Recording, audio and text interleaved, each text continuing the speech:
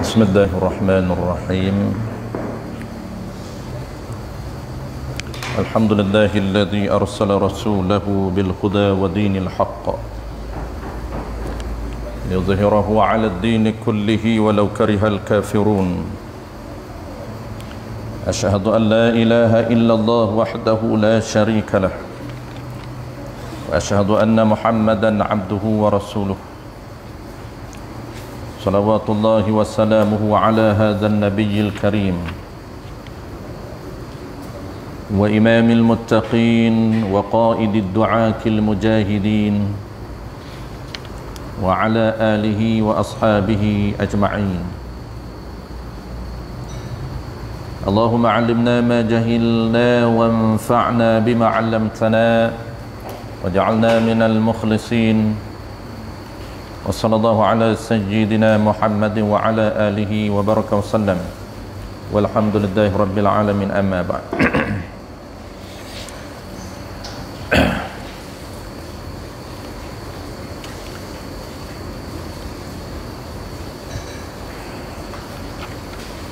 InsyaAllah tuan-puan, kita malam ni seperti mana tuan-puan maklum, kita ganti kita ganti patut kelas kita Ramadan jadi Ramadan kita tak ada kelas, cuti.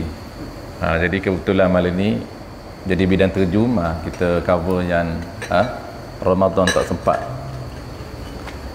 Kita akan sambung tajuk baru tuan-puan, subtopik kecil kita ataupun tajuk kecil kita, huraian yang kelima pada menyatakan ilmu usuluddin. Ini dia panggil intro kepada kandungan utama dia. Jadi kandungan utama kitab Usuluddin ni membincangkan 13 ciri ketuhanan, ataupun dalam kitab kita ni dia agak detail sedikit, ada 20 ciri ketuhanan yang akan kita bincang. Sebelum dia bincang ciri yang pertama, maka dia ada intro dalam lebih kurang selai, satu lay setengah. Intro ini dia rumus balik berkaitan dengan makna pengenalan ataupun dipanggil makna kenal, yang kita diwajibkan fa'lam annahu la ilaha illallah, wajib kita mengenal Tuhan. Apa maksud mengenal, dia akan rumus sekali lagi pada malam ini. Jadi kesimpulan kita nak bincang malam ini tuan-puan, konsep asas pengenalan terhadap ilmu usuluddin. Qala al-musannif rahimahullahu ta'ala, muka surat 15, huraian sifat yang kedua, qidamun, artinya sedia. Surat 15 tuan-puan, kalau kitab Jawa tu dia tak ada tulisan, takat ni saya tahu kitab ni dia tak ada lagi versi Rom, versi Rumi tak ada lagi yang terjemah, semuanya versi Jawa. Versi Jawa. Jadi tuan-puan orang Jawa dia boleh Jawi tu mana Jawa lah tuan-puan, tulisan Jawi iaitu tulisan Jawa. Dia je sama je Jawa dengan Jawi, sebab Jawa dan Jawi ni berbeza dari segi spelling sama, sebutan saja beza. Sebab tu dia panggil satu rumpun. Rumpun Nusantara ni adalah rumpun Jawi. Semua orang Melayu di dunia dulu tuan-puan, nisbah dia Jawi di belakang. Tuan-puan perasanlah kitab-kitab ulama dulu, Syekh Ahmad Al-Fatani belakang tu dia akan tulis Al-Jawi, sebab orang nisbah Jawi. Orang Malaysia di belakang dia itu dia akan bubuh Al-Jawi, nisbah. Sekarang ni tukarlah, tangan ni nama Malizi, nisbah kepada negara. Kalau dulu dia nisbah kepada rumpun. Orang Aceh pun dia panggil Jawi, Minangkabau pun dia panggil Jawi, Indonesia pun rumpun Indonesia semualah samalah. Qala al-musannif rahimahullahu ta'ala, huraian yang kelima pada menyatakan, yakni menerangkan ilmu usuluddin. Jadi kesimpulan malam ni tuan-puan, dia nak buat kesimpulan secara umum. Sebelum kita masuk tajuk secara spesifik ciri yang pertama sampailah 20 ciri, maka dia intro terlebih dahulu. Bermula permulaan dan umbi, yakni dasar, permulaan ataupun dasar ataupun asas bagi segala perkara yang dituntut atas tiap-tiap mukallaf. Jadi banyak kewajipan yang Allah tetapkan, Allah wajibkan ke atas tiap-tiap mukallaf, tetapi yang menjadi dasar, asas dan utamanya ialah mengenal Allah Subhanahu wa taala. Di kalangan banyak kewajipan yang Allah paksa ke atas mukallaf, yang Allah memerintahkan setiap mukallaf, kalau banyak-banyak perintah itu, yang menjadi dasar utamanya ialah perintah mengenal Allah Subhanahu wa taala sebagai perintah asas, kewajipan asas yang mesti kita settle ataupun yang mesti kita bereskan. Maka malam ini tuan-tuan ulama kita nak memperkenalkan kepada kita konsep kenal ataupun pengenalan itu apa dia yang dimaksudkan kenal Tuhan, yang kita menjadi kewajipan kepada kita, Allah paksa kita supaya kenal dia. Macam mana yang kata kenal itu? Ini yang kita nak buat rumus pada malam ini.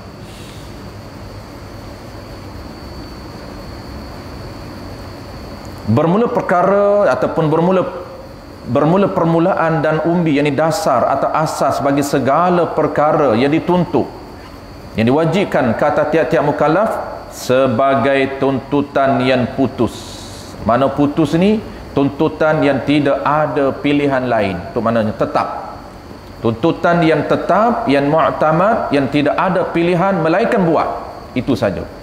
Tidak ada pilihan untuk kita excuse supaya kita tidak ada kesempatan untuk mengenal Tuhan. Tak boleh. Itu dipanggil tuntutan yang Allah buat dalam bentuk yang mu'tamad. Dipanggil wajib aini. Kalau sunat dipanggil bentuk yang tidak mu'tamad. Maksud ada pilihan lagi untuk kita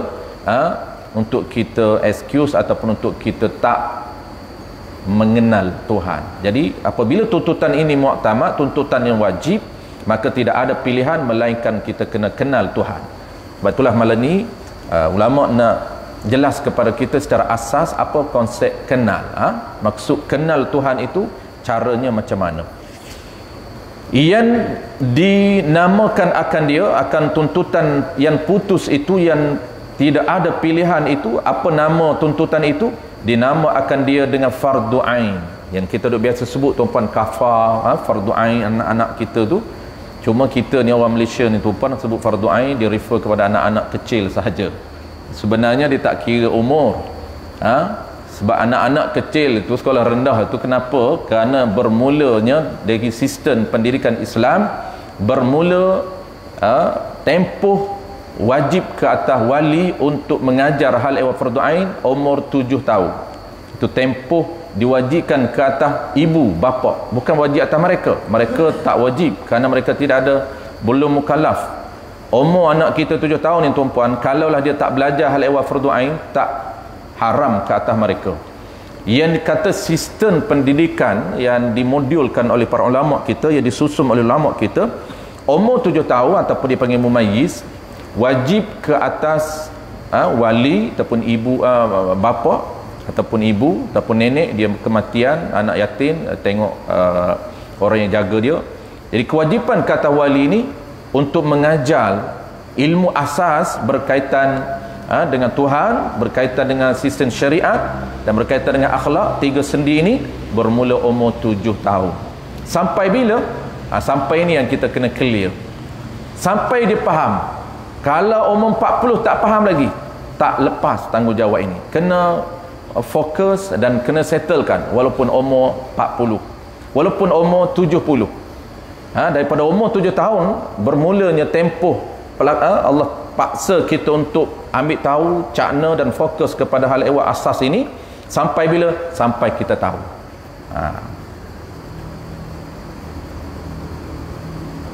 Ialah yang kata kewajipan fardu ain ini, apa yang kata wajib asas ataupun wajib dasar ini di kalangan banyak kewajipan, ialah mengenal ia mukallaf akan Allah Ta'ala dan Rasulnya, Rasul Allah Subhanahu wa Ta'ala.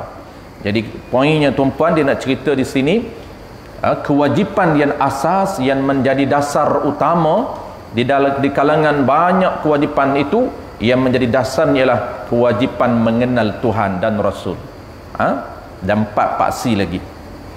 dan dikehendaki dengan mengenal itu. Ini yang kita nak tahu malam ni tuan-puan. Kesimpulan saja dia nak buat malam ni, apa maksud kenal Tuhan dan kenal Rasul. Ada 4 teras lagi, dia mudah saja. Dia ada 6 teras sistem kepercayaan kepada Tuhan ini, berteraskan 6, berpaksikan 6. 4 lagi tu mudah, sebab tu dia sebut 2 saja. Jadi kita nak kenal, kita nak tahu tuan-puan malam ni, yang dikatakan kewajipan Allah paksa atas mukallaf ini untuk kenal Tuhan. Apa maksud kenal? Kita dah sebut sebelum daripada ni proses dia tuan-puan. Dia ada proses dia. Pertama kita sebut kat tuan-puan metodologi kenal. Yang kedua kita sebut proses. Ini kerangka untuk mengenal Tuhan, kerangka dia. Jadi pertama kita tahu kenal Tuhan ini ada metodologi dia, ada pendekatan dia. Yang kedua kita dah sebut proses, 4 proses. Pertamanya, kedua, ketiga dan 4 sekali itu dipanggil iman. 4 itu dia panggil langkah yang keempat itu, di kalangan 4 proses itu, barulah orang panggil iman ataupun akidah ataupun kenal. Sama je tuan-puan. Orang yang ada iman maksud dia kenal. Orang yang ada akidah dan hati dia maksudnya dia kenal. Jadi malam ni dia nak rumus yang kata kenal tu apa dia. Sebenarnya sebelum ni kita dah sebut banyak kali dalam versi berbeza, iaitu versi iman kita sebut akidah ataupun kita kata kenal, sama. Fa'lam ay fa'taqid ay fatlubul ilma hatta ta'lam. Tu ulama menafsirkan fa'lam annahu la ilaha illallah. Maksud fa'lam itu ialah fa'taqid, hendaklah kamu pegang di hati kamu. Baik, kenal. Semua tu kenal tu Pak. Jadi yang kata kenal itu dan dikehendaki dengan mengenal itu. Yang kata kenal Tuhan itu macam mana? Kenal Allah Rasul itu macam mana? Asyhadu an la ilaha illallah wa asyhadu anna Muhammadar Rasulullah.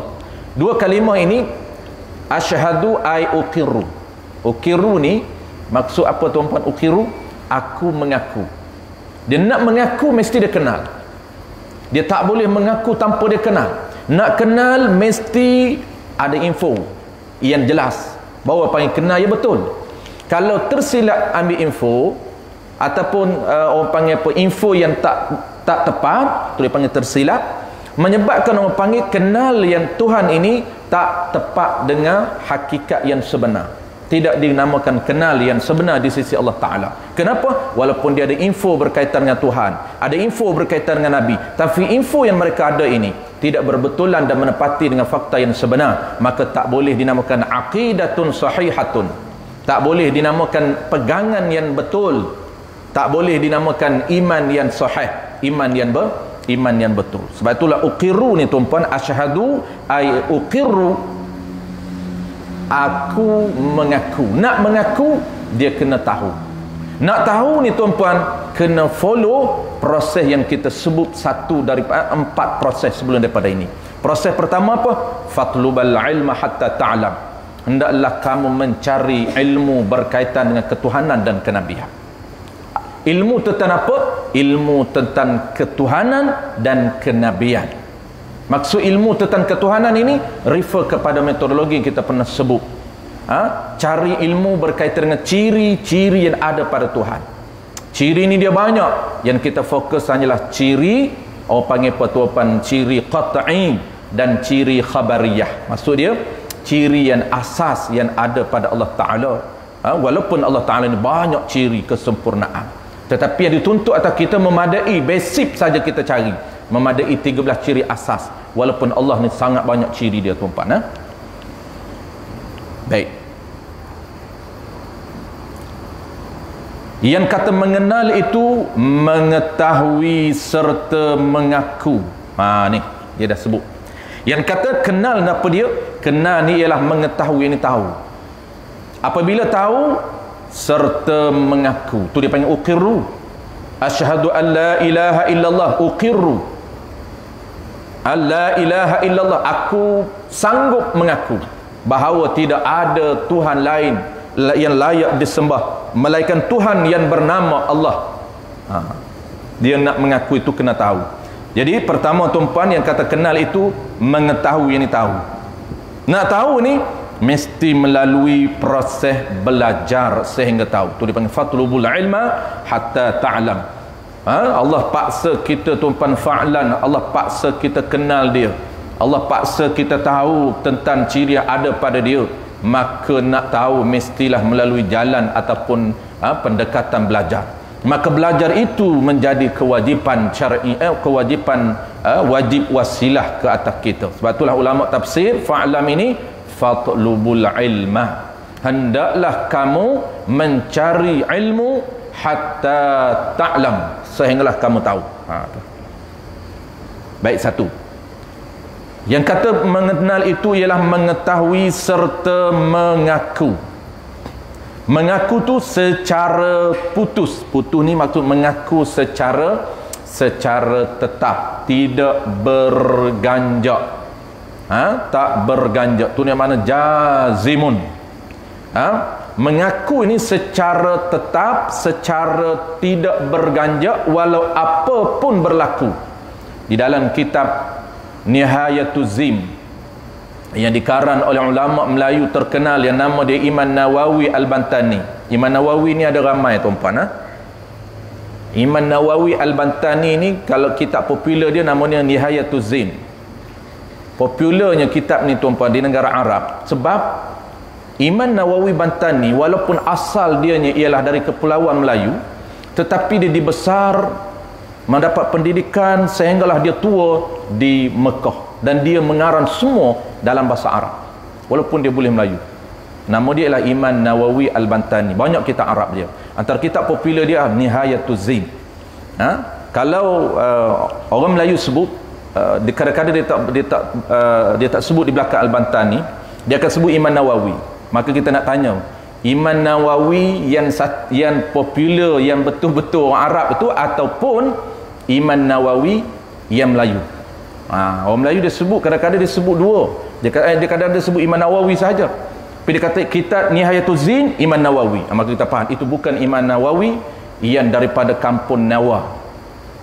Imam Nawawi sebenar pun tuan-puan, dia bukan orang Mekah. Nawawi itu dia nama asal, bukan nama dia. Nawawi ini nisbah kepada kampung dia. Nama dia, tempat lahir dia ialah Nawa, satu kampung yang terkenal. Nama dia ialah Nawawi, itu nisbah, ya nisbah Nawawi. Macam gitulah. Tuan-puan ni Putrajaya lah. Nama tempat. Macam Tok Kenali kan, Tok Kenali dia bukan nama dia, Tok Kenali, tapi di kampung Kenali tu kampung dia. Sehingga kita ni nak ambil berkatnya boh nama Kenali anak kita, Kenali kampung dia. Macam gitu juga Imam Nawawi.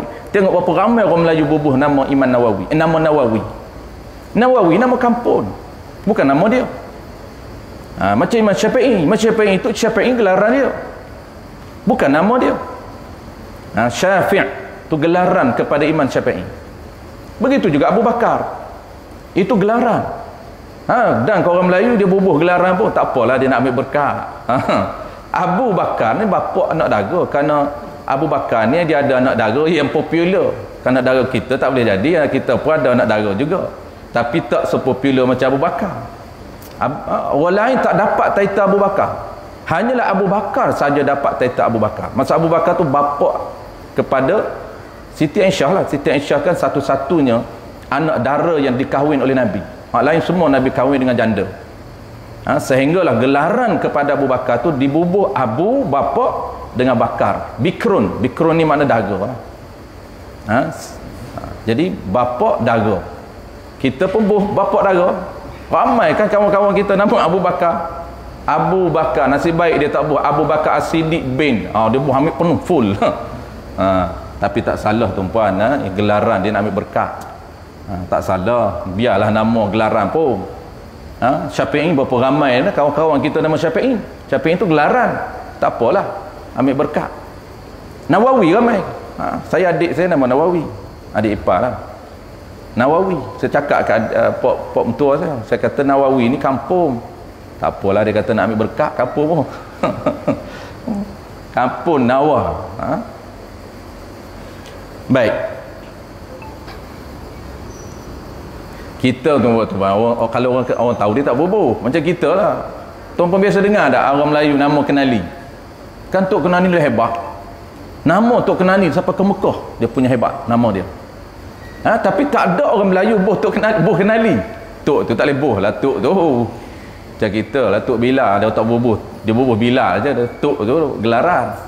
Kaki lah. Tak ada orang Melayu nama Kenali. Sebab dia tahu. Orang Arab. Tanya Ustaz Man lah. Saya tak duduk di Arab. Ada tak kawan-kawan Arab nama Nawawi? Ada Ustaz? Ada. Nawawi, Syafi'i. Jarang dah. Dia orang tahu nama tempat. Tak payah boh lah. Dia orang nak ambil nama Imam Ghazali. Imam Nawawi. Nama Imam Nawawi. Muhammad bin apa nama ni? Muhammad bin Muhammad tu. Imam Nawawi ni nama Muhammad. Ni nama Muhammad.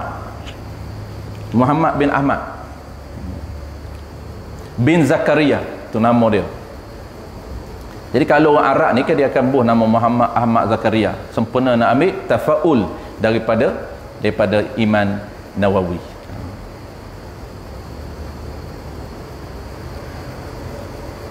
Baik, makna jazam ni tuan-puan, dia panggil apa? Dia panggil tahu serta mengaku secara putus, secara tetap, tak bergoyang. Apa yang Imam Nawawi sebut dalam kitab Nihayatul Zin, makna tetap ini gambaran nak cerita makna tetap, tak berganjak, tak bergoyang walau apa pun berlaku. Kita mengaku bahawasanya Allah mempunyai ciri. Contohnya ciri 13 kita bincang. Kita pegang dalam hati kita Allah mempunyai ciri yang bernama mukhalafatu ta'ala lil hawadith. Tak sama sebaran unsur dengan makhluk, tak sama. Laisa kamitsli syai'. Pegangan kita ini secara jazimun, secara tetap, tak berganjak walau apa pun berlaku. Nihayatul Zin, dalam kitab Nihayatul Zin menyatakan andainya, kalau andailah apabila kita nak meninggal dunia ni di sakaratul maut, saat kita sakaratul maut, maka datanglah tuan-puan syaitan yang akan kacau kita, cuba menggelicirkan akidah kita. Ini dia panggil saat terakhir. Masa kita sihat, masa kita kuat, kita boleh lawan dengan iman kita, boleh lawan dengan ilmu kita. Dia dasar bisik kita Allah Ta'ala begini-begini, kita lawan dengan ilmu yang kita ada, tak berjaya. Tetapi ingat tuan-puan, saat terakhir dia cuba untuk menggelincirkan pegangan kita supaya kita ni sama dengan geng dia akan ketika kita lemah, ketika kita duk bergelut dengan sakarat, dengan mabuknya, sakitnya mati ni, dia datang. Ini macam-macam versi yang digambarkan oleh para ulama. Ulama kata ada yang syaitan datang berupa guru masing-masing. Maka kata Al-Imam Nawawi Al-Bantani dalam kitab Nihayatul Zin, dia kata kalaulah syaitan berupa Iman Abu Hasan Asy'ari, yang modul ni tuan-puan yang kita duk follow ni, modul yang disusun oleh Iman Abu Hasan Asy'ari, ciri 13, ditambah 7 ciri lagi oleh Iman Abu Mansur Al-Maturidi.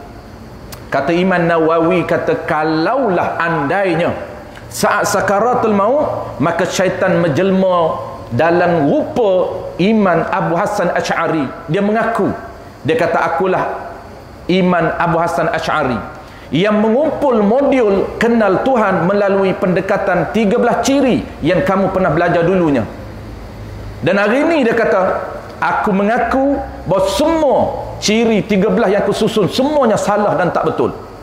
Maka adakah kita goyang tuan-puan iman kita? Kalau iman yang tak jazam, dia akan goyang. Dia kata betul juga yang kita duk follow dulu syllabus modul yang disusun oleh Iman Abu Hasan. Sekarang ni dia sendiri mendakwa hak benda dia susun tak betul. Mana kita nak follow dia ataupun follow ilmu kita? Jawab dia, kita kena follow ilmu kita, bukan follow Iman Abu Hasan. Iman Abu Hasan ni tuan-puan, dia tolong buat formula sahaja. Tetapi kita bukan ikut dia. Kita ikut formula dia sehingga kita nampak sendiri. Kenapa 2 kali 2? Contoh tuan-puan, siapa yang merintis sifir ni, contohlah. 2 kali 2 ni jawapan 4. Walaupun orang cakap macam mana pun tetap kita pegang 4. Kenapa? Kerana kita nampak proses. Kenapa lahirnya 4? Kita nampak jalan kira lahirnya 4, kita nampak. Maka begitu juga kena Tuhan tuan-puan. Kita nampak apabila dia kata salah, kita dah nampak setiap ciri, maka kita akan nafikan tidak. Aku pegang selama ni, aku yakin itulah pegangan yang benar. Benar tu secara tetap. Tu dipanggil akidah kita tuan-puan, kena akidah yang jazam, yang tetap, tak berganjak, tak bergoyang, apa pun berlaku. Sebab itulah dalam banyak kitab-kitab lain dia gambarkan dalam rupa syaitan datang mengaku syaitan datang dalam rupa jirim, material, jauhar. Dia mengaku, dia kata dia Tuhan. Saat kita nak mati, ada hadis, walaupun menjadi pertikaian hadis ini sahih ataupun dhaif, tapi tetap hadis, dia bukan maudhu'. Hari ni orang tak nak hadis dhaif, nak hadis sahih saja. Dhaif tu hadis juga, yang kita tak nak adalah maudhu'. Jangan yang dhaif itu dimaudhu'kan. Hadis juga walaupun dhaif, cumanya dalam standard dia, autoriti dia itu lemah, tidak boleh untuk menjadi hujah. Tetapi untuk beramal tidak menjadi isu kerana dia hadis. Walaupun hadis menjadi pertikaian, iaitu ada Nabi menceritakan di dalam kitab, saya lupa kitab mana sebut, syaitan akan menjelma dalam bentuk jirim. Dia mengaku, akulah guru kamu yang mengajar kamu dulu, semua aku mengajar, semua tak betul. Maka kita pegang ini bukan berdasar pada guru, kita nampak di hati kita Allah mungkin ciri sekian-sekian, maka tetap. Itu dia panggil jazim. Baik, saya terupana, itu istilah jazimun. Kita kenal, yakni tahu serta mengaku secara tetap di dalam hati tiap-tiap mukallaf apa yang kita mengaku. Ini benda yang kita mengaku. Inilah dia pengakuan kita. Yang kata kenal Tuhan itu merujuk kepada pengetahuan serta pengakuan secara tetap di dalam hati kita. Mana pengakuan dia? Dengan tentu sungguh segala perkara yang wajib bagi Allah Ta'ala, dan tentu tidak segala perkara yang mustahil atas Allah Ta'ala, dan segala yang harus bagi Allah Ta'ala serta dalil-dalilnya. Baik, ini benda yang kita nak mengaku dalam jiwa kita, dalam hati kita. Kita tahu dah tuan-puan, pengetahuan dan pengakuan secara tetap, benda apa yang kita nak mengaku. Benda yang kita nak mengaku ni tuan-puan, dia merujuk kepada ciri, tapi di sini dia buat umum, dia hanya buat benda. Maksud benda itu merujuk kepada ciri 13. Jadi kita ringkaskan, benda yang kita nak mengaku ini iaitu perkara yang wajib bagi Allah Ta'ala dan perkara yang mustahil bagi Allah Ta'ala. Macam mana cara kita nak mengaku? Iaitu cara tuan-puan kita dah sebut rumus sebelum daripada ni. Rumus hukum akal. Rumus itu kita akan guna setiap satu persatu ciri, maka rumus itulah yang kita akan guna setiap ciri. Kenapa? Kerana benda yang kita nak mengakui ni tuan-puan, dia berkaitan dengan 13 ciri. Pengakuan terhadap 13 ciri yang ada pada Tuhan. Maka cara nak mengakui ini dalam dua bentuk. Bentuk pertamanya ialah perkara yang wajib bagi Allah. Wajib bagi Allah ni tuan-puan, perkara yang mesti ada bagi Allah. Dia panggil ciri yang mesti ada bagi Allah. Satu, kita mengaku. Yang keduanya ialah ciri istihalah pun kita mengaku juga. Jangan kita mengaku satu saja. Jangan kita mengaku perkara yang mesti sungguh ada pada Allah, ataupun kita panggil perkara yang mesti ada pada Allah. Pengakuan kita itu mesti, tutupan itu pengakuan. Pengakuan kita ialah mesti. Kenapa kita kata mesti ada pada Allah? Kerana kita dah tahu. Apabila kita tahu tuan-puan, sebab tu dia ayat di sini, dia kena tahu dulu baru mengaku. Apabila kita tahu, maka kita mengaku. Apa yang kita mengaku? Mesti ada tiap-tiap ciri yang ada pada diri Allah. Dia panggil ciri yang wajib. Ciri yang wajib pada diri Allah Subhanahu wa taala, mesti sungguh. Dalam kitab kita dia tak kata mesti ada, tapi mesti sungguh. Bermakna tiap-tiap yang ada itu sungguh. Mesti ada dan mesti sungguh tiap-tiap ciri yang ada pada diri Allah Subhanahu wa taala. Itu umum.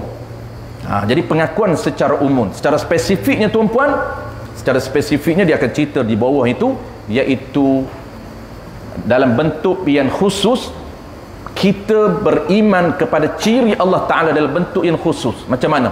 Iaitu dalam bentuk yang khusus ini, hakikat sebenar kita dipaksa oleh Allah Ta'ala mengenal, bukan mengenal ciri yang sebenar. Dia akan cerita di bawah, iaitu hanyalah mengenal hukum saja. Hukum, sebab itulah memerlukan akal kita yang akan menghukumkan setiap ciri. Nak kenal betul-betul ciri, kita tidak mampu. Kata contoh ciri qudrah yang ada pada diri dia, innallaha ala kulli syai'in qadir. Qadir itu ciri qudrah yang ada pada diri dia. Sebab itulah dia boleh melahirkan qadir. Kenapa? Kerana dia ada qudrah. Ciri qudrah itu ciri. Maka qudrah ni tuan-tuan, kita tak boleh nak kenal hakikat qudrah yang ada pada diri Allah, melainkan yang kita kenal hanyalah hukum sifat. Apa maksud hukum sifat tuan-tuan? Di bawah ni dia akan cerita. Saya cerita awal. Maksud hukum sifat, apabila orang tanya kita, tak perlu hafal 13 ciri tuan-tuan. Kita hanya tahu. Apabila kita tahu, kita mengaku. Pengakuan itu berkaitan dengan spesifik ciri. Mana contoh tuan-tuan? Orang kata kita, orang tanya kita, Allah Ta'ala ini mempunyai ciri qudrah, apa kamu nak hukum? Itu saja. Allah Ta'ala ini mempunyai ciri yang bernama qudrah. Sebab itu dia boleh berkuasa. Innallaha ala kulli syai'in qadir. Innallaha sami'un basir. Kenapa Allah ada sami'? Kenapa Allah basir? Kerana dia ada ciri yang bernama sam'un, pendengar. Sebab tu dia boleh mendengar. Kenapa dia basir? Kerana dia ada ciri yang nama dia ialah penglihat. Sebab itu dia boleh melihat. Maka kita pun tuan-tuan, kita akan jawab, Allah Ta'ala ini mesti ada ciri yang bernama perkuasa di diri dia. Sebab itu dia boleh berkuasa mengada apa saja perkara mungkin. Orang tanya lagi, apa kamu nak hukum? Allah Ta'ala berkaitan ciri Allah Ta'ala yang bernama dia ialah penglihat. Maka kita jawab, mesti ada pada Allah Ta'ala ciri yang bernama penglihat. Itu sahaja tanggungjawab kita mengenal Tuhan, iaitu mengenal hukum yang ada pada setiap ciri Allah Subhanahu Wa Ta'ala. Bukan nak cerita penglihat secara hakikat, kerana kita tidak akan mampu mengetahui secara real yang kata Allah ada penglihat. Tak boleh. Baik.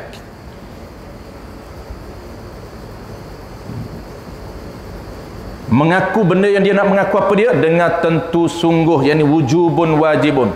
Segala perkara wajib bagi Allah Ta'ala, dan tentu tidak segala perkara yang mustahil atas Allah Ta'ala. Jadi benda yang kita mengaku berkaitan dengan perkara yang wajib, iaitu dia panggil tentu sungguh, ataupun dia panggil mesti sungguh, dan mesti ada, dan mesti tidak.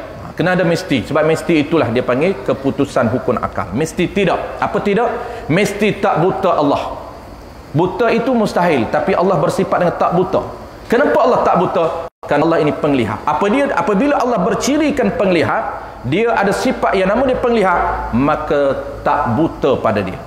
Bukan buta, tak buta. Dia tak buta selama-lama. Kenapa dia tak buta selama-lama? Kerana dia ada penglihat. Dua-dua kita mengaku dalam diri kita, dalam minda kita, dalam hati kita. Dan segala yang harus bagi Allah Ta'ala serta dalil-dalilnya. Demikian juga mengetahui serta mengaku putus di dalam hati bagi tiap-tiap mukallaf dengan tentu sungguh segala yang wajib bagi Rasul dan serta dalil-dalilnya. Yang kedua tuan, asyhadu anna Muhammadar Rasulullah, iaitu kita mengaku ada 9 ciri yang ada pada Nabi. 9 itu asas tuan. Asas kita kenal Nabi melalui 9 ciri. Adapun ciri tambahan itu carilah itu untuk info tambahan. Nabi ni dia ada karakter dia banyak.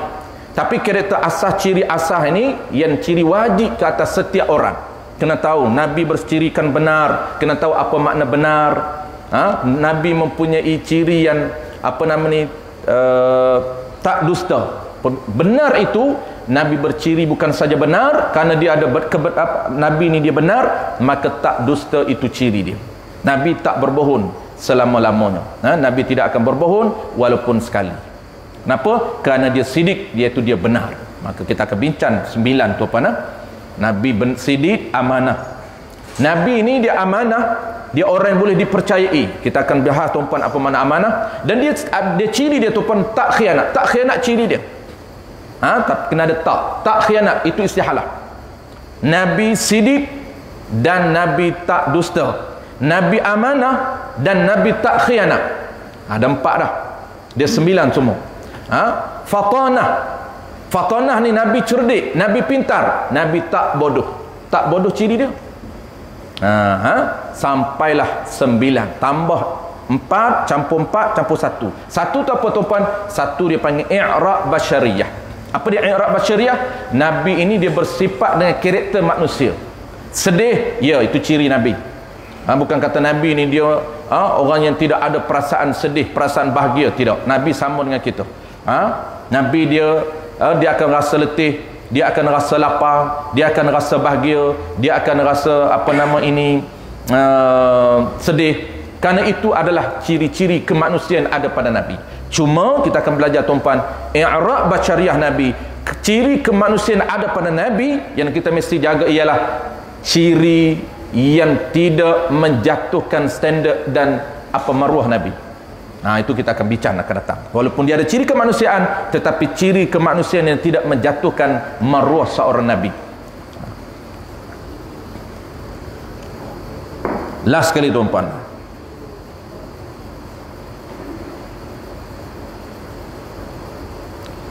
bukanlah dikehendaki dengan mengenal hakikat zat Allah Ta'ala. Bukanlah kita dituntut mengenal, kita kena kenal hakikat diri Allah Ta'ala. Kerana yang baru, yang makhluk tak dapat mengetahui akan hakikat yang qadim, kerana kita tak mampu untuk mengetahui hakikat yang qadim. Dan keadaan mengenal Allah Ta'ala itu ialah permulaan dan umbi dan dasar. Itulah dinamakan ilmu ini ilmu usuluddin. Kenapa dinamakan ilmu usuluddin? Kerana ilmu usuluddin, usul itu adalah asal, din itu agama. Yang ini teras ataupun dasar agama. Kenapa dinamakan ilmu dasar agama? Usul itu dasar. Nama dia dasar agama. Kenapa? Kerana mengenal Tuhan itu merupakan kewajipan dasar, kewajipan asas yang ditetapkan ataupun yang dipaksa oleh Allah Ta'ala. Sehinggalah nama ilmu untuk kenal Tuhan ini diberi nama dia ialah usuluddin. Usuluddin itu nama tuan-tuan. Zaman Nabi tidak ada nama lah.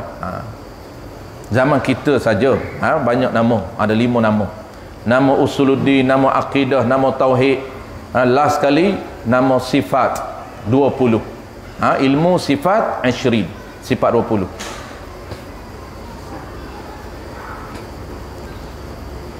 Dan juga dengan ilmu tauhid.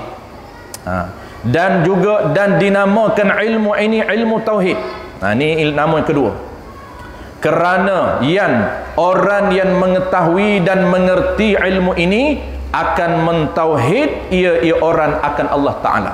Sebab itulah dinamakan ilmu ini ilmu tauhid. Ilmu yang mensatukan Allah Ta'ala. Itu nama tauhid. Ilmu yang menesakan Allah Ta'ala, mentauhid. Kenapa? Kerana ciri Allah Ta'ala ini ada nama dia lah ciri satu ataupun esa ataupun tunggal. Kita akan belajar ciri ke-6, nama dia lah wahdaniyah. Ciri pertama wujud, qidam, baqa, mukhalafatu ta'ala lil hawadith, qiyamuhu binafsih. Yang ke-6 ialah wahdaniyah. Apa dia wahdaniyah? Ciri yang bernama esa, satu, tunggal. Satu pada diri Allah, satu pada ciri Allah, satu pada perbuatan Allah Ta'ala. Kita akan bincang semua tu Pak. Sehinggakan ilmu ini dinamakan ilmu satu. Ilmu yang mensatukan Allah, menesakan Allah. Kenapa? Kerana salah satu daripada 13 ciri itu ada ciri yang bernama satu. Sehingga ulama ambil ciri ini dinamakan, jadikan panggilan bagi ilmu ini. Panggilan ataupun nama ataupun gelaran. Dan juga dinamakan ilmu kalam. Dia banyak nama tuan-tuan. Ilmu tauhid ni nama juga ilmu kalam. Dan juga dinamakan ilmu ini ialah ilmu kalam. Kenapa nama ilmu kalam? Kerana bicaraan kalam. Kalam ni ciri yang ke-13. Nama dia ialah perkata. Allah mempunyai ciri perkata. Apabila dia ada perkata, maka dia boleh berkata-kata. Kita akan bincang tuan-puan. Inilah yang jadi topik utama. Adakah Quran yang kita baca itu, adakah itu maksud dia ialah perkata Allah Ta'ala? Itu tidak. Inilah yang akan jadi topik perbahasan. Allah Ta'ala mempunyai ciri yang nama perkata, sehingga dia boleh berkata-kata. Mana perkataan Allah Ta'ala? Adakah Quran yang kita baca itu yang dinamakan perkataan Allah Ta'ala? Kita akan bincang semua tuan-puan. Kalau kita tak ambil cakna tuan-puan, kita akan jawab tak bertepatan. Kita akan jawab Quran itulah dia perkataan Allah. Maksud perkataan Allah Ta'ala yang kita kata ciri perkata Allah yang disebut dalam Quran kalam, itu bukan Quran, itu ciri yang ada pada diri dia, sehingga dia boleh menuturkan, sehingga dia boleh bercakap dengan Nabi Musa alaihi salam, dia boleh bercakap dengan Nabi kita Muhammad sallallahu alaihi wasallam. Kenapa dia boleh bercakap? Kerana dia ada sifat perkata. Bukan dia ada lidah. Cuma yang saya tunjuk ni, ini untuk mudah faham. Kita bercakap dengan alat, ada lidah, ada peti suara, dan ada minda. Itu alat sehingga kita boleh menutur. Tapi Allah Ta'ala dia berkata-kata dengan ciri yang ada pada diri dia, bukan dengan alat, bukan dengan lidah, bukan dengan kotak peti suara, bukan dengan minda yang menyusun idea-idea sebelum dia bercakap. Tidak. Allah Ta'ala dia menutur dengan ciri yang ada pada diri dia, ciri kalam. Maka kalam itu tuan-puan bukan Quranul Karim. Tapi Quran itu bukan rekaan Nabi. Kena faham tu. Yang itu antara topik yang complicated tu yang kita akan faham.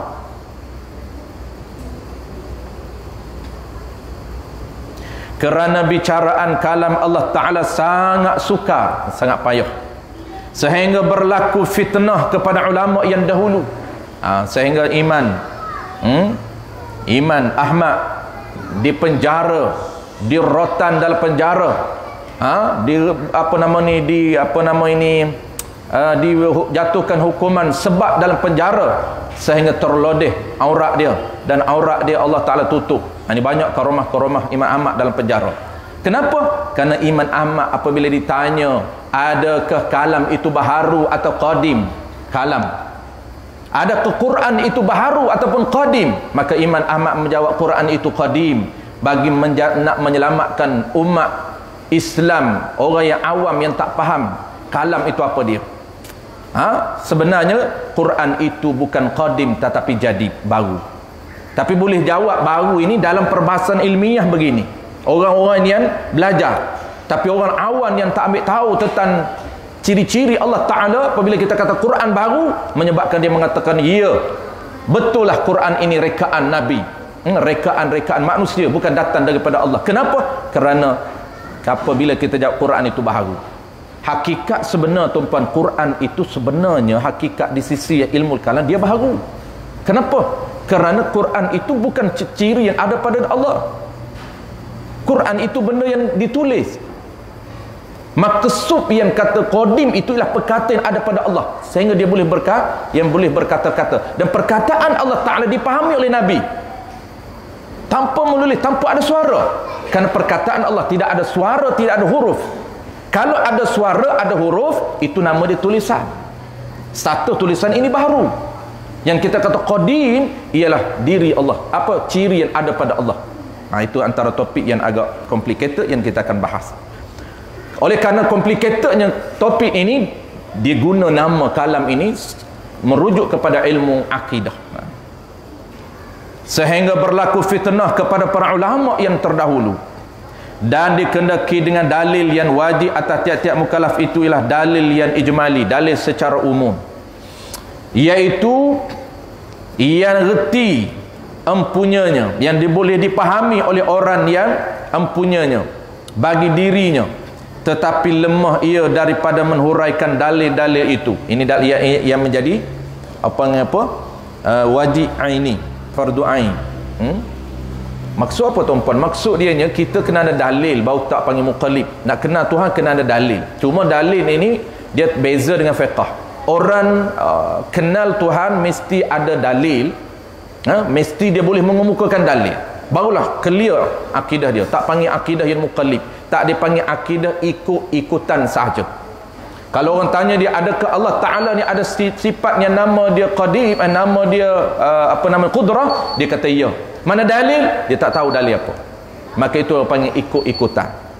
Maka orang iman ikut-ikutan ini statusnya ada dua. Pertamanya pendapat yang muktamad mengatakan masih ada iman, tapi pendapat dhaif mengatakan tidak ada iman.